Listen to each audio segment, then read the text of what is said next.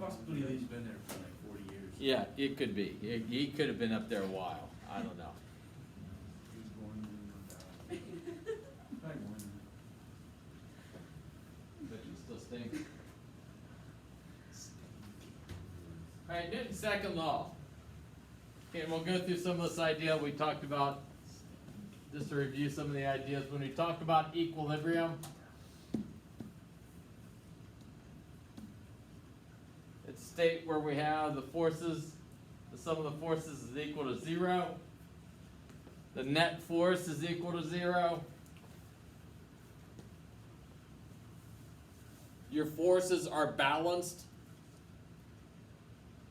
Your forces are balanced. You have no advantage one way or another. Somebody's not stronger than another person if you're pulling on a tug of war. That's equilibrium.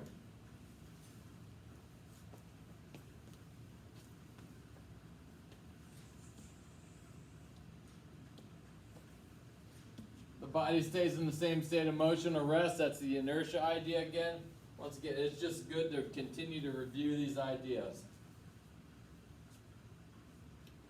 So when you have equilibrium, the state of force in which the force, net force is on an object is 0, so the force is equal to 0, force net's equal to 0.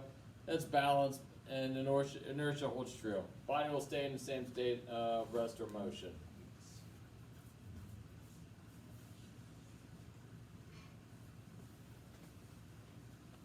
Our gravitational force is the field force, once again, on bodies that are closer to the object or closer to the Earth.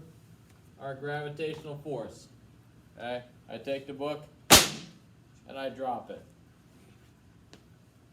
That is a gravitational force. The field force, we don't see it. We don't see it. We don't see gravity.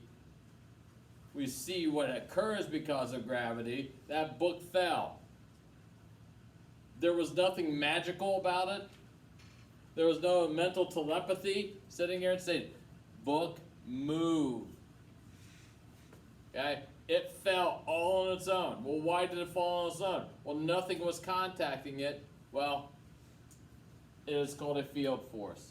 And once again, the weight of an object, maybe.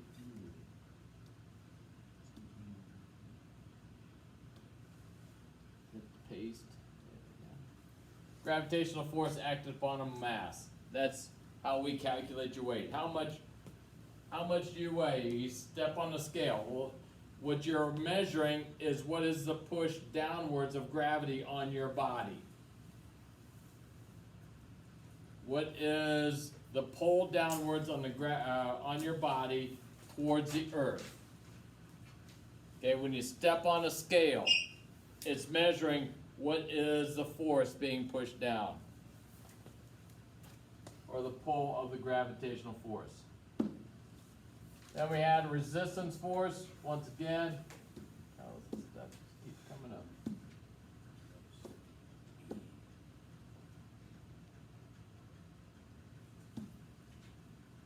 And this is our experiment that we did yesterday.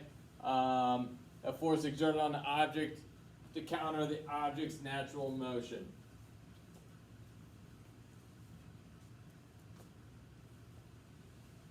That is a resistance force. A force exerted on the object to counter a natural movement of the object. Holding that book out with your arm extended. Your arm okay today? All right.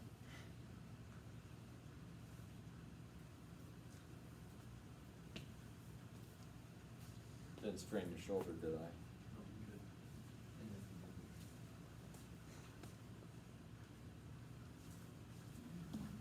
Newton's second law. Sir Fig of Isaac Newton. His first law dealt with the idea of inertia.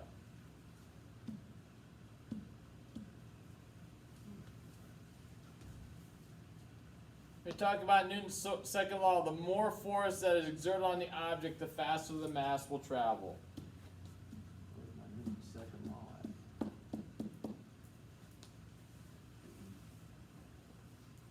I have it down further.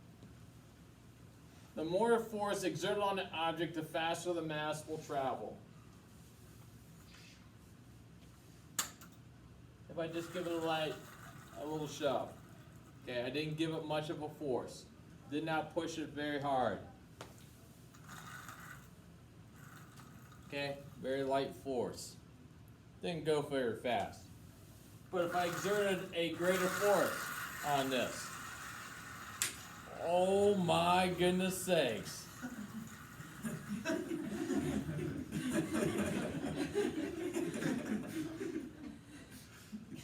That was awesome.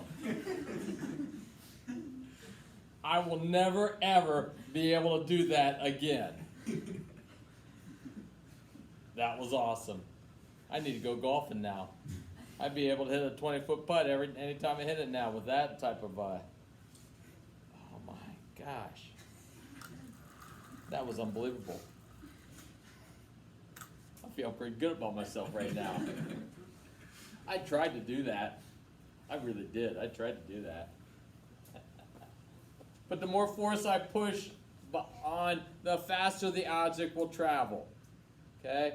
The more force I push with, the faster it will travel. If I don't push as hard, it's not going to travel.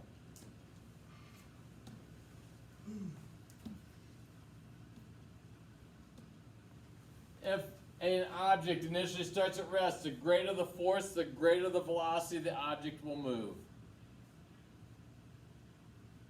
The greater the force, the greater the object, or the faster the object will move. If you initially started at rest. I'm just mesmerized by that right now.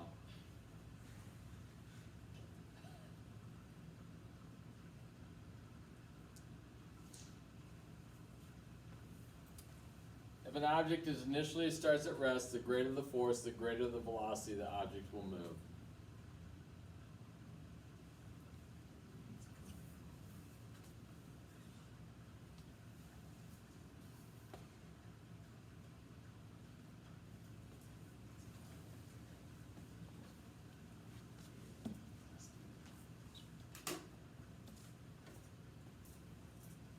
Now let's recall you have V final is equal V initial plus AT. And if you initially start at rest, the initial velocity is 0 meters per second. You initially start at rest, you have no velocity. But we have V final is equal to V initial plus AT.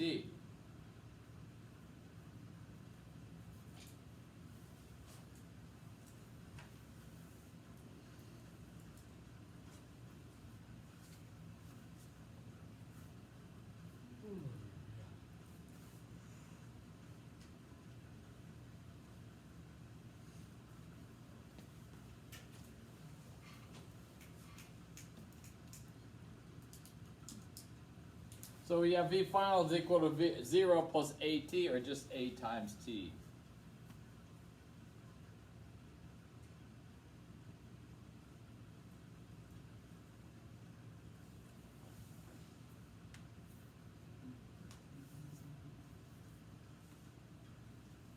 Once again, all we're utilizing is our linear motion equations.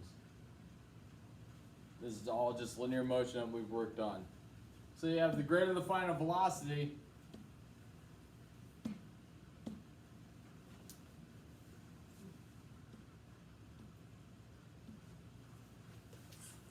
if the object is initially at rest, the greater the final velocity, the greater the acceleration.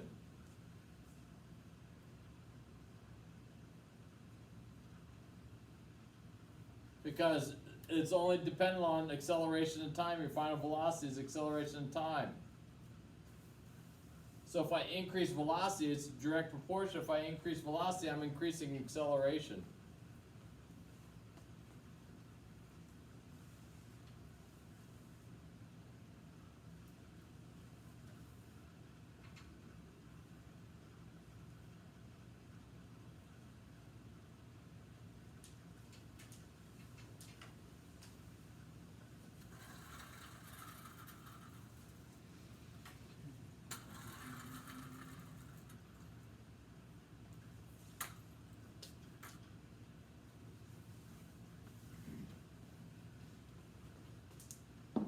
if the mass is smaller and the same amount of force is exerted on a mass, the mass will increase to a greater velocity. If the mass is smaller.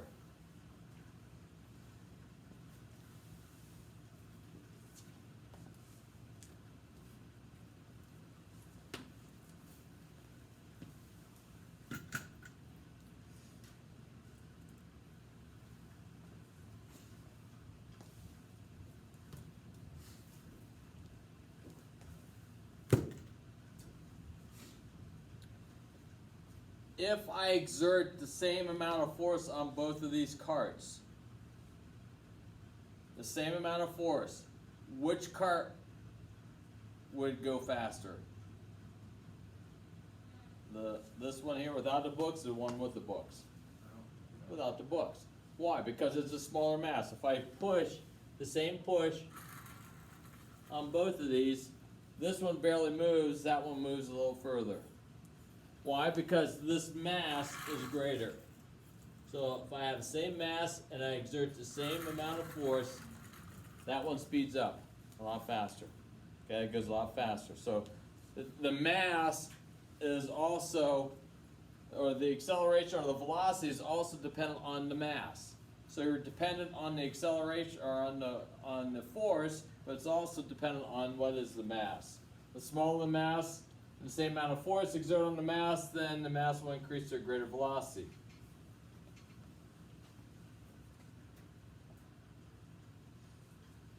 If you're throwing a shot put and throwing a baseball with the same force, which one would travel further? I got a shot put up here, or a softball. Okay, and I'm going to throw the shot put. And then I'm going to throw the baseball with the same force. Which one's going to go further? Well, the baseball is, or the softball is.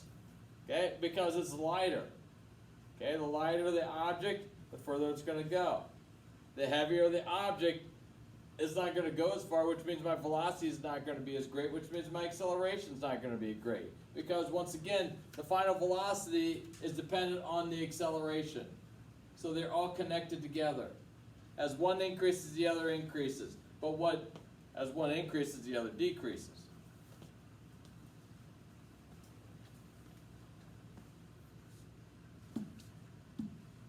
Newton's second law, sur fig of Isaac Newton's second law. The acceleration of the object is directly proportional to the net force acting on the object and inversely proportional to the object's mass.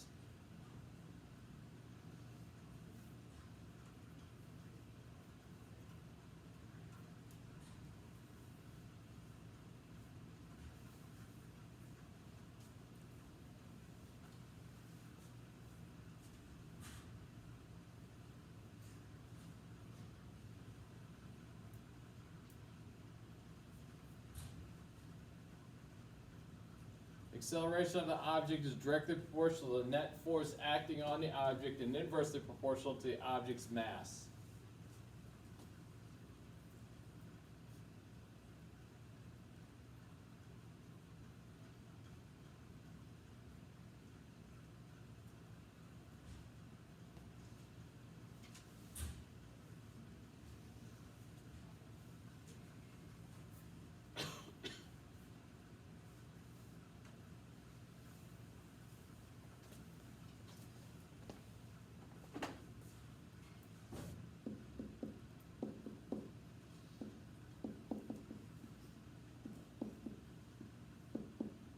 If force was a constant. Okay, that was my example here. Force is a constant.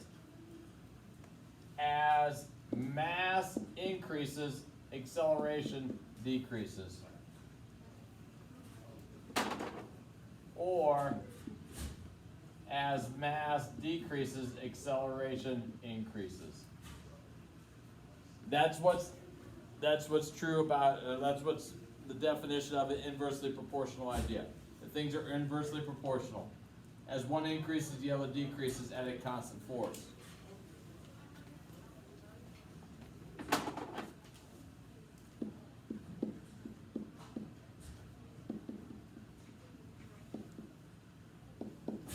if mass is a constant, if your mass is a constant, as force increases, the acceleration then will increase. I guess I should do that sideways.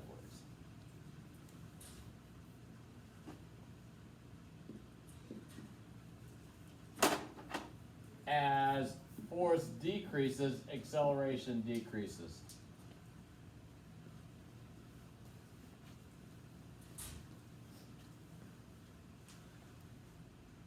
And once again, if I have two carts and I push them with the same force, okay, or if I have one force or mass is my constant, if I increase my force, I'm going to increase the acceleration. If I decrease my force, it decreases the acceleration. Why? Because your final velocity is equal to acceleration times time. Because V initial is equal to 0. So if I increase my acceleration, I'm going to increase my final velocity.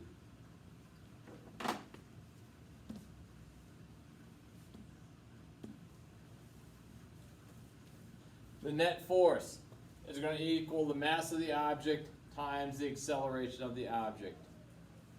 The net force will equal the mass of the object times the acceleration of the object.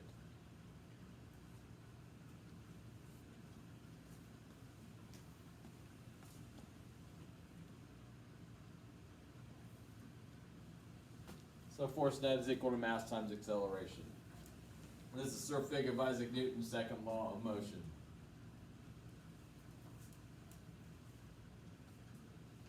Newton's second law. Newton's first law relates the idea and talks about the idea of inertia. Newton's second law goes into force equals mass times acceleration.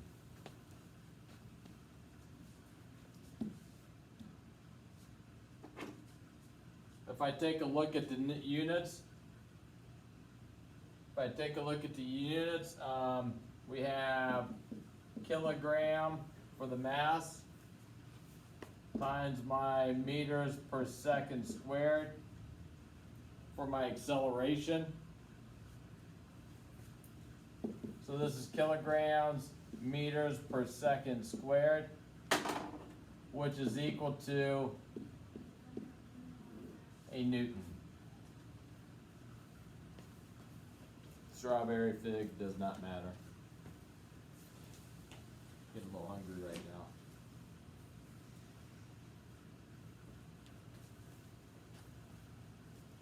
now. Net force and acceleration are vector quantities. Okay. Your net force will be in the direction of the acceleration.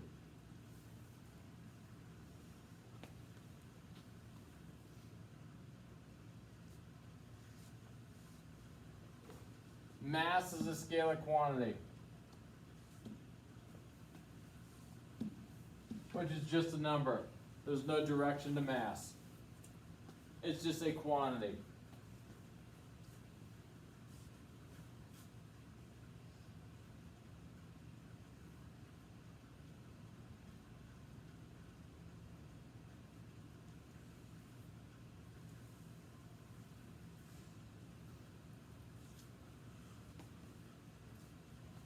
The acceleration of the object will occur in the direction of the net force, or the net force will occur in the direction of the acceleration. So when we're taking a look at acceleration, you're looking at the net force.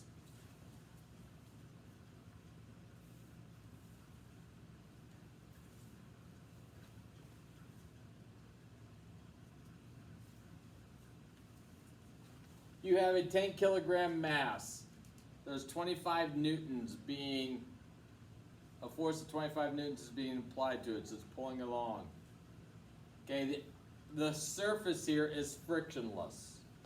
Okay, we have to deal with frictionless right now. We have to declare that because what you also have is you have friction is going to slow down an object. So with friction, we don't have a constant velocity. The force of friction will slow things down. And we'll eventually deal with the force of friction. So we have 25 newtons is applied to 10 kilogram force or mass on a frictionless plane. What is the acceleration of the object? Well, my net force is 25 newtons. This is my force net. Here's my mass. So Newton's third figure of Isaac Newton's first law says force net is equal to mass times acceleration. So we have 25 newtons is equal to 10 kilograms times acceleration.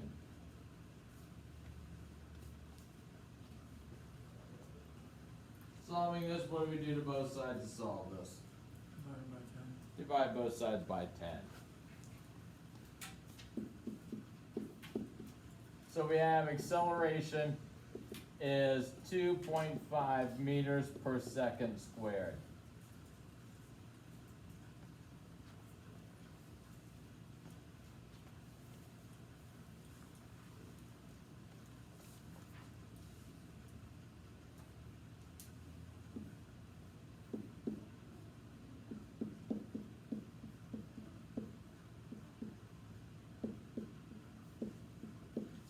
It pulled for 5 seconds. What is the velocity of this object after 5 seconds? What is the velocity of the object after 5 seconds? Well, what we have now is we have acceleration here. If it's initially at rest, we have an initial velocity is equal to 0. So we have V final is equal to V initial plus AT. We're pulling this object for 5 seconds, and it's accelerating because of our force that we have. We're accelerating at 2.5 meters per second.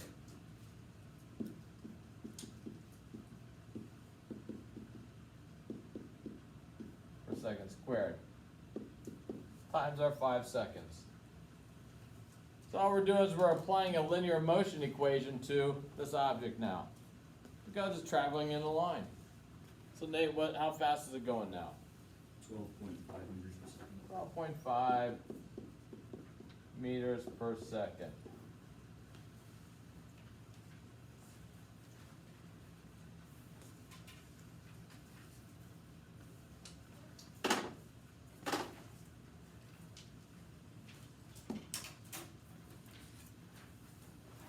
We have the top view. We're looking down on top of this. We have the top view. We have a 10 kilogram mass. We'll assume that we're on a frictionless surface. And one thing I should probably add to what we just did on the front is I should throw a friction, a direction with this. We're moving to the right. We're going in the direction of what the force is. If I'm pulling this way, we're not going to go this direction or this direction and go backwards since I'm pulling that way. My acceleration and my linear motion is going to be in the direction of the force. So we have now 8 newtons pulling this way. We have 25 newtons this way. We have 10 kilogram mass. We want to calculate first off, what is the net force? Or net force, what's our net force going to be here, Anna? 17 what? 17 newtons. And that is going to the right. We have a negative 8 newtons plus a 25 newtons. I'm saying going to the left is negative, going to the right is positive, so we have 17 newtons going to the right. We want to calculate the acceleration of this object. Well, our force net is equal to mass times our acceleration. So we have 17 newtons is equal to mass 10 cubes times acceleration.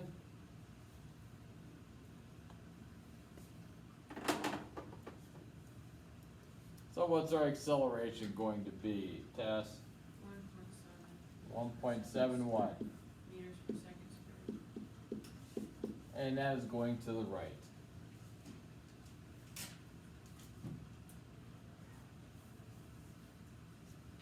My next one, what is my net force on the next one? Marla, what's my net force? 33 newtons. And that's going to the right. So my acceleration, once again, can be found mass times acceleration. So we have 33 newtons is equal to 20 times acceleration.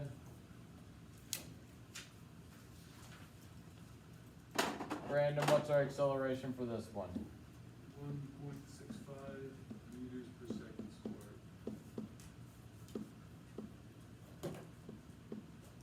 And once again, that's going to the right.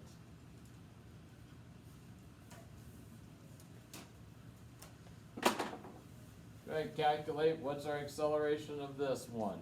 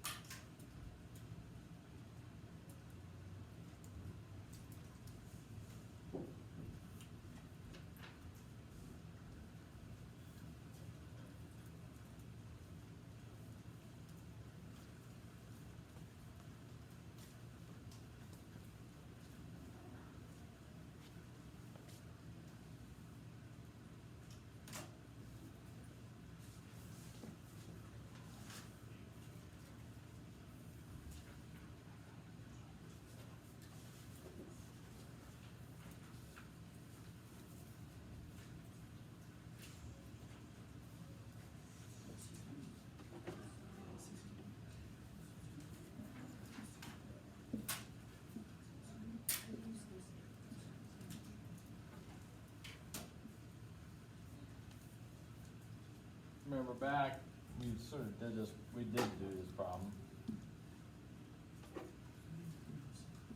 These are law of cosines. 25, we had 8, we had 100, this is 60 degrees here, 120 over here. Resolve that out.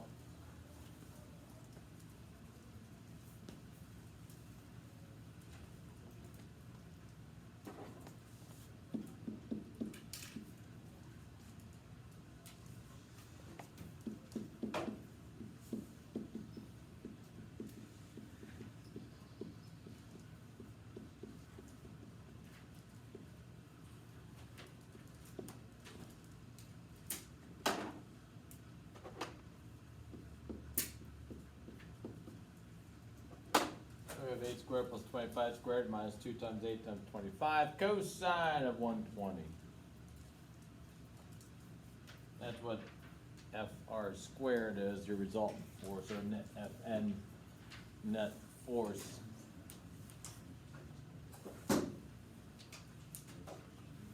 Nate, what do you come down to? 29.8 newtons. 29.8 newtons. Then we found the direction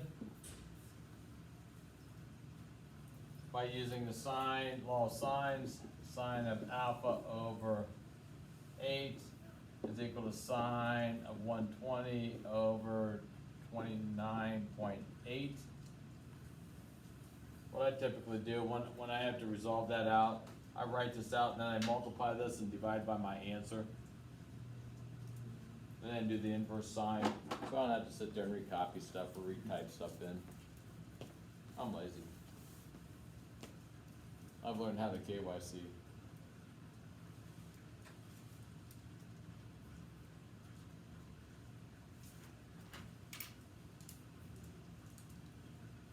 But then we can find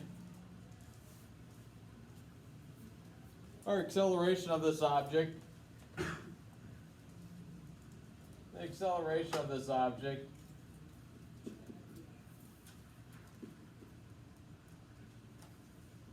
is once again force net equals mass times acceleration. So my force net is 29.8 newtons is equal to mass, which is 25 kilograms, times acceleration. So we can divide both sides by 25.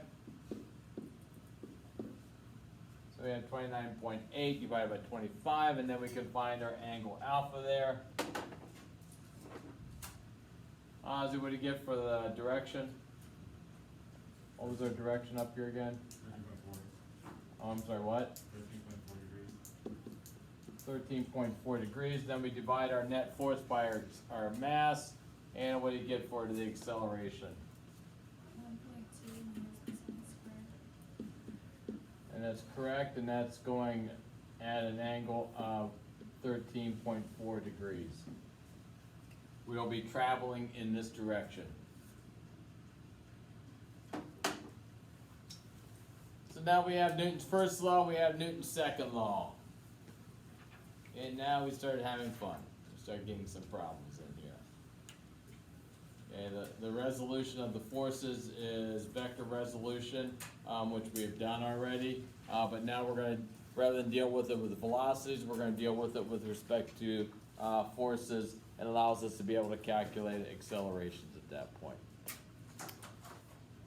QED, I is done for the day.